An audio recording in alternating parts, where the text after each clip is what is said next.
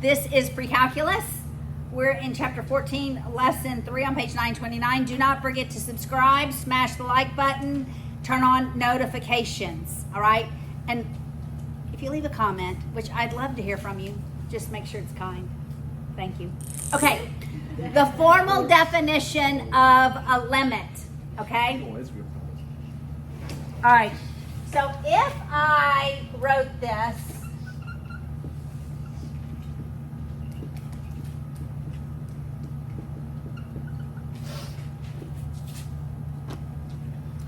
as we're talking about the formal definition of a limit, where we're going to remind ourselves how we say and write limits. This says the limit as x approaches 5, and that's our c value, some constant on the x-axis, of this function is 12, and that would be our y. So what that says is whatever the function is, as the value of x approaches 5 from the left and the right, the value of y approaches 12. It can be any way. It can be, you know, it can be any type of curve. But from the left and the right, as the x value approaches 5, the y value is approaching 12. All right? So I could write that generically as the limit as x approaches c of any function that's L. That's the limit. So 12 is your limit. It is actually your y value, but it's the L value. Make sense? 12 is the limit? 12 is the limit, yes. If I'm asking you what is the limit of the function as x approaches 5, you would say the answer is 12. Okay. And that means from the left and the right, that value is approaching 12, the y value. Okay. When does a limit not exist? Let's remind ourselves. When it's oscillating, back and forth, back and forth. Because from the left and the right, we're going all over the place. It's not approaching some specific number. So when we have an oscillating function, there's not a limit. Also, there's not a limit if from the left it's approaching one value and from the right it's approaching a different value. That would be like when you have a gap. All right, there's not a limit. Now we can look at it. What is the limit from the left? What is the limit from the right? We're going to look at that. But if I just looked at the limit, not from the left or the right, just looked at the limit of that function, there would not be a limit. Also, if, say, on the right it goes to negative infinity and on the left it goes to positive infinity, it's opposite directions, right? So as we approach, let's say 0, then there would not be a limit. Makes sense? So it's got to be approaching the same value. Now, there can be a hole in the graph, which we're going to talk about in a minute. And we actually talked about that earlier. All right, but informal limits. So we're going to look at limits formally in this lesson and then informally in the next lesson. All right. So this is more like a proof of a formula, is what lesson 3 is. All right. And what a limit says that as we get closer and closer to 5, and let's say this distance is delta from either side, if as we get delta distance from 5, then the distance from 12 is epsilon. So as delta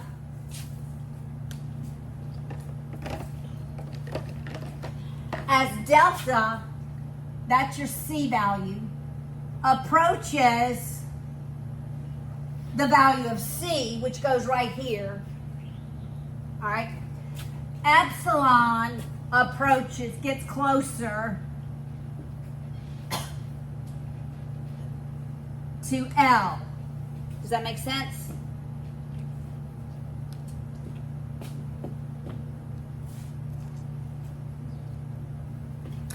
As delta approaches the value of C, then epsilon gets ever so much closer to 12.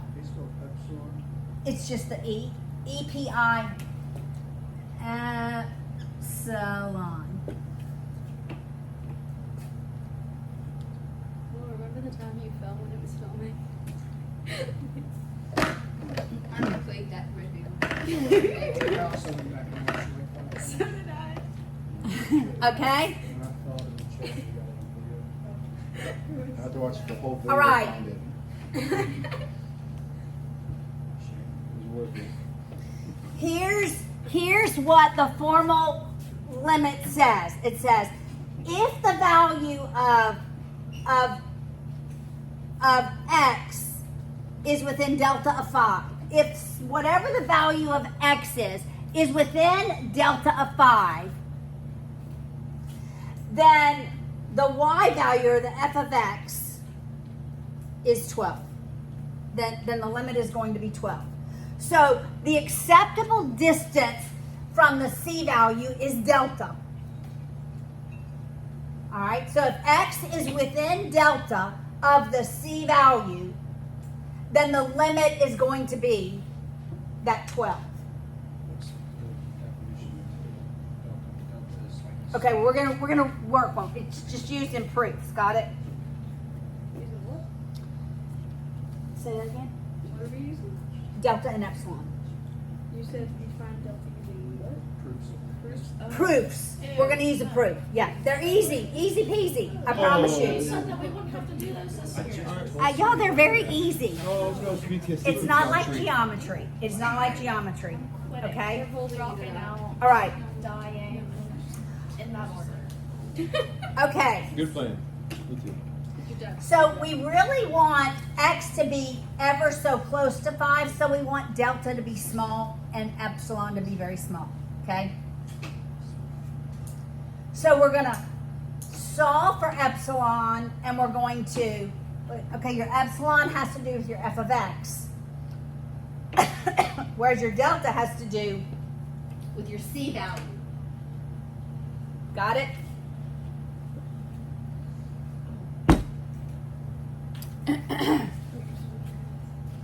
All right, so let's say in this example, all right, which I believe is example 1. Let's just do the first example.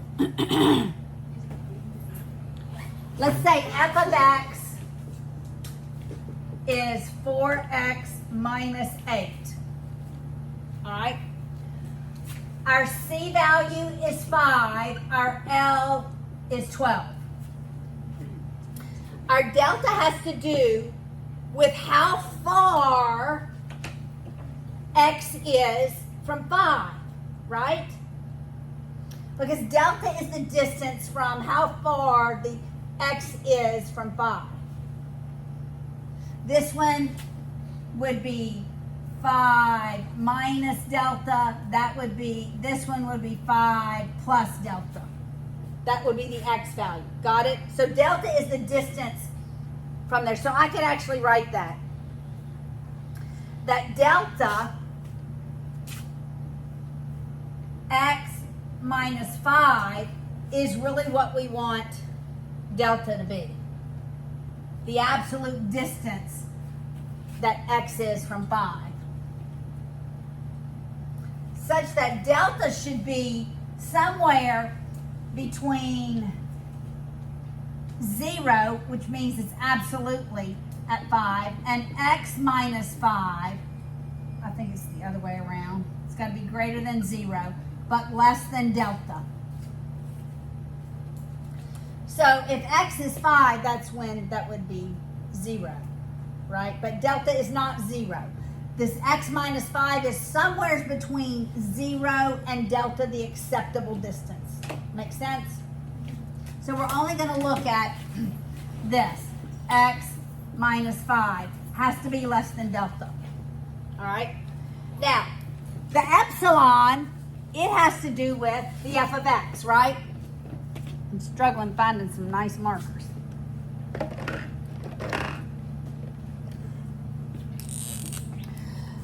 So, we want, so what is this 12? I really need to just move this so I can have some space.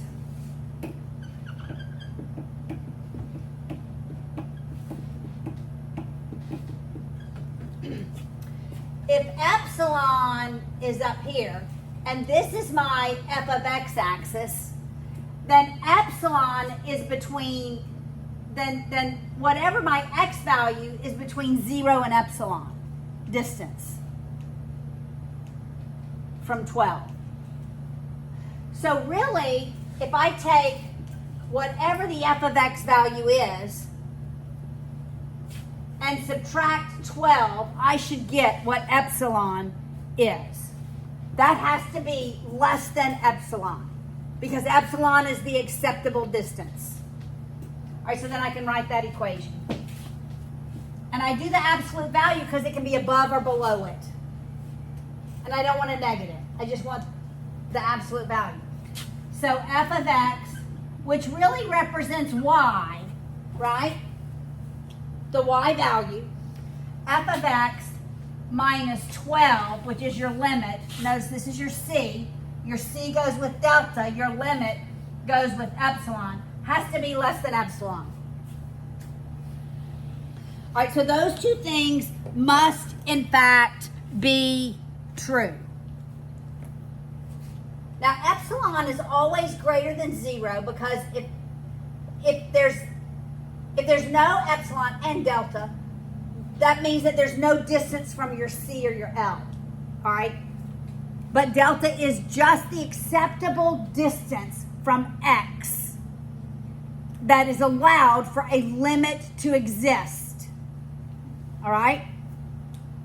Now, I can take this equation and I know what the f of x is. Y'all see the f of x? It's 4x minus 8. All right, so this is the proof. All right. I need some relation between delta and epsilon. And I'm going to use substitution. So I'm going to substitute in 4x minus 8 for f of x. So it's 4x minus 8 minus 12 less than epsilon. And I'm going to solve this equation. I'm going to simplify it first. So 4x, what is that, minus 20 less than epsilon. What I want here is to make this, I want to make this look like this. I can take out the 4. Can I pull it out of the absolute? Yes, I can.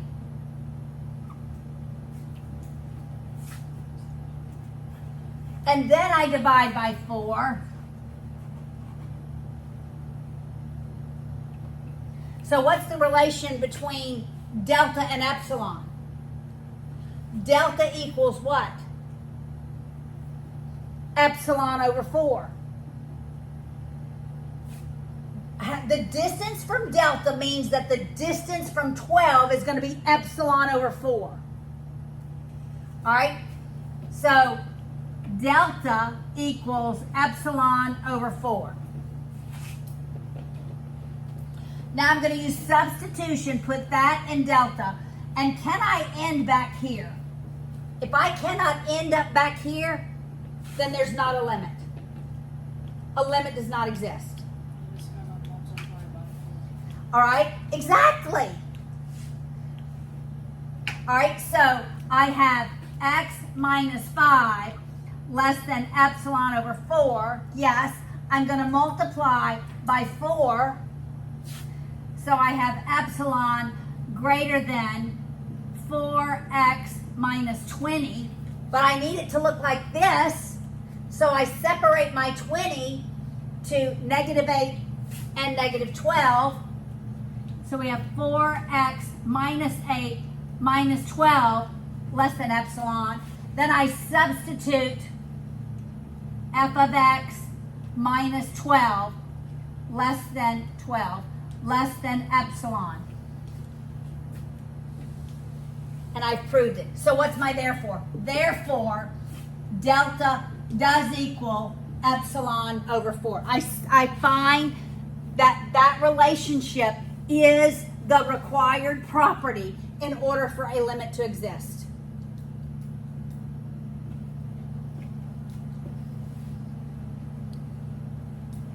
It's easy. All right, look at example 2. We're just going to do 2 examples.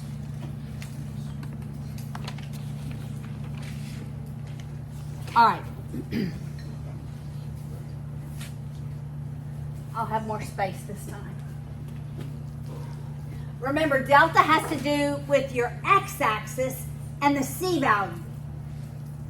Epsilon has to do with the L value and your y-axis. All right? So look at example 2. So the limit as x approaches 1. The limit as x approaches 1. Here's my f of x. 2x plus 7. That's my f of x. That's my c value. Equals 9. That's my L value. That's my limit. The limit is 9. All right, well, I have 2 equations that I want to write because I need delta in terms of epsilon. So, there must be some distance from 1 has to be less than delta. Some distance from your c value has to be less than c. We're going away from that c value on the x-axis. Then, some distance from 9, the limit, has to be less than epsilon.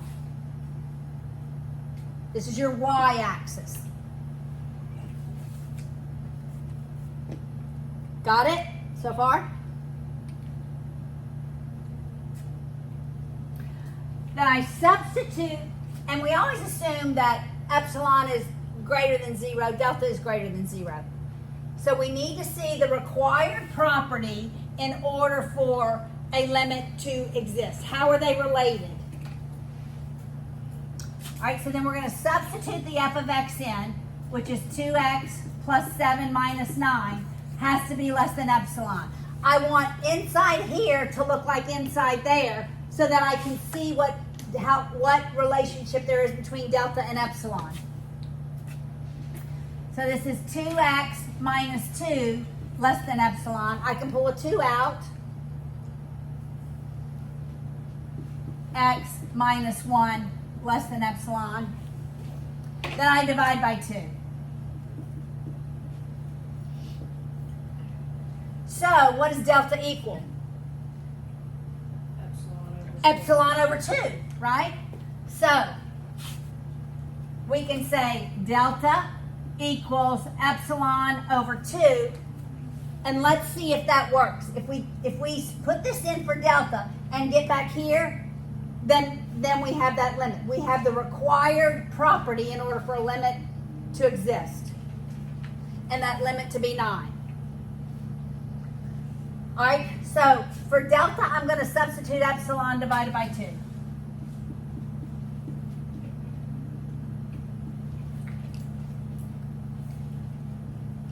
So then you multiply by 2 on both sides, and we're left with epsilon. I can put the 2 inside the absolute bars, but I want it to look like f of x minus 9, so I'm going to make the negative 2 positive 7 and negative 9.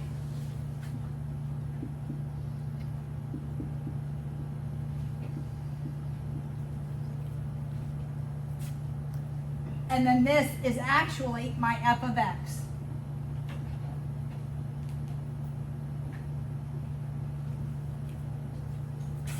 And so what is my therefore? Therefore, delta has to equal epsilon over 2. That's the required property in order for the limit to exist. So epsilon is closer to the L value than delta.